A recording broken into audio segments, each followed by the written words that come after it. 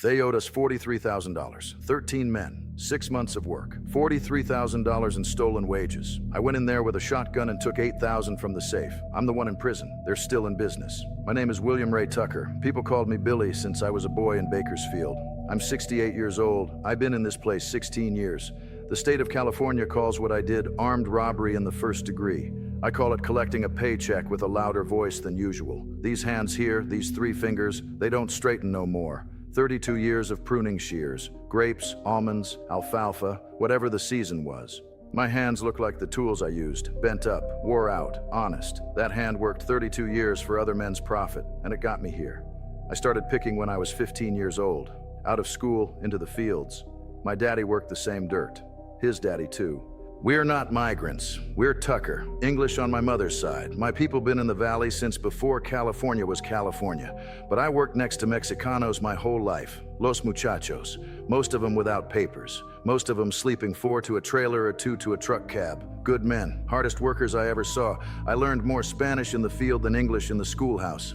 Compadre, patron, la cosecha, the boss, the harvest, the brother next to you. In 2008, I went to work for Henson Brothers agribusiness. Big operation, almonds mostly. I was 54 years old. My wife, Darlene, was waitressing at a diner in Oildale.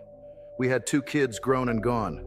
Carla in Fresno, my boy Ray Jr. in Tulare. 3 grandbabies on the way at that point. Henson Brothers paid every 2 weeks. Steady, for 4 years steady. Then the checks got slow. Then the checks didn't come. 6 months. 6 months, 13 of us worked without pay. They kept telling us next Friday, next Friday, next Friday. The patron, old man Henson's son, he'd come out to the orchard in his truck and tell us, boys, the money's coming. Bank's holding it up. You know how it is. We knew how it was. So I started knocking on doors, the legal kind. First door, Department of Labor, filed a wage claim in the spring of 2012. They opened a case. 14 months that case sat. Inspector changed 3 times. I called every Monday for 14 months. Pending, second door, California Rural Legal Assistance. Lady on the phone was kind, said they didn't have a lawyer for wage theft in our region that year. Said the waiting list was 8 months long, 8 months. We needed groceries that week. Third door, private attorney in Bakersfield, $5,000 retainer, just to start. I went around to the other 12 men, hat in hand, trying to put together $5,000 between 13 broke families. We got to $412. I gave it back to him. Fourth door, I went to the Henson office myself, 3 times. Just me, no gun, just me, my work boots and the math written on a piece of yellow paper. The third time, the patron called the police on me. The police came. The officer was a young man, polite. He told me, "Sir, this is a civil matter. You need to leave the premises." A civil matter. 6 months of work and a wife who was working a double shift to keep the lights on. A civil matter. That night I sat on the porch with Darlene.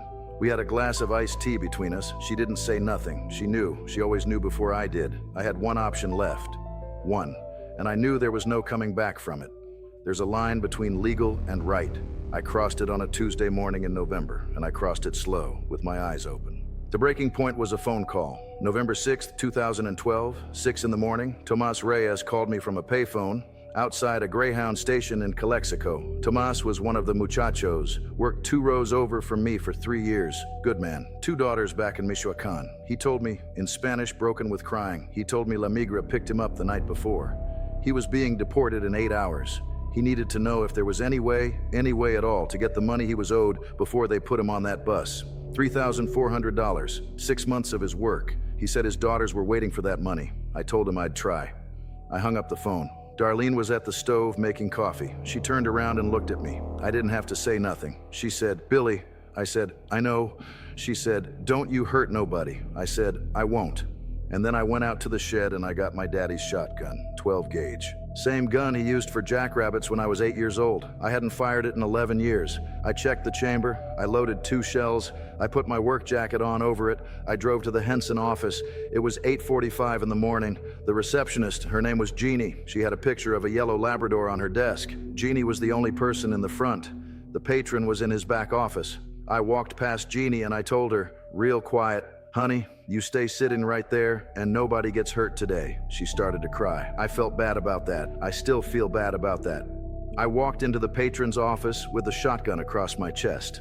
He stood up from behind his desk. He said, "Billy, what in God's name?" I said, "Open the safe."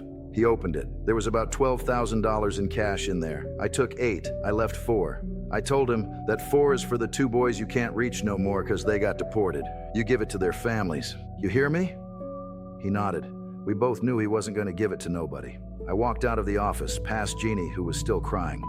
I told her, honey, I'm sorry. I got in my truck. I drove 4 blocks. I pulled into a Taco Bell parking lot, and I sat there with $8,000 on the passenger seat, and I waited for the police to come, because I knew they were coming. The whole point was that they were coming.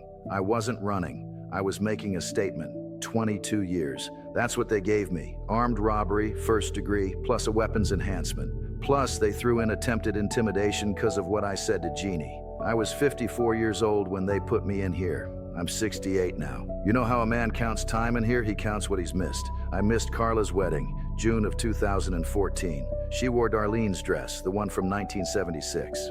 There's a picture of her standing in front of the courthouse holding a bouquet of wildflowers. Her uncle walked her down. I have that picture in my cell.